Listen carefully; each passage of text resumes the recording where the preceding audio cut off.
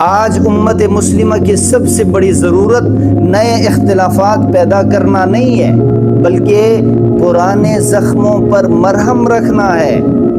افسوس، آج مسلک، زبان، قوم اور علاقے کے نام پر ہم بٹتے جا رہے ہیں، جبکہ ہمارا رب ایک، ہمارا قرآن ایک، ہمارا نبی ایک اور ہمارا قبلہ ایک ہے۔ ذرا سوچئے، جب ایک گھر کے افراد آپس میں لڑتے ہیں تو دشمن کو حملہ کرنے کی ضرورت نہیں پڑتی، گھر خود بخود تباہ و برباد اور کمزور ہو جاتا ہے۔ یہی حال امت مسلمہ کا بھی ہے۔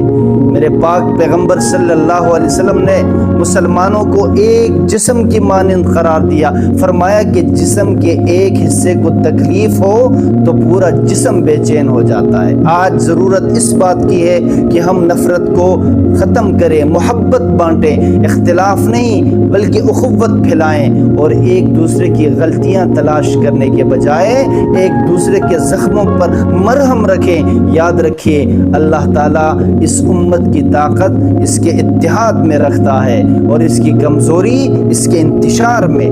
آئیے عہد کریں کہ ہم اس امت مسلمہ کو جوڑنے والے بنیں گے، توڑنے والے نہیں۔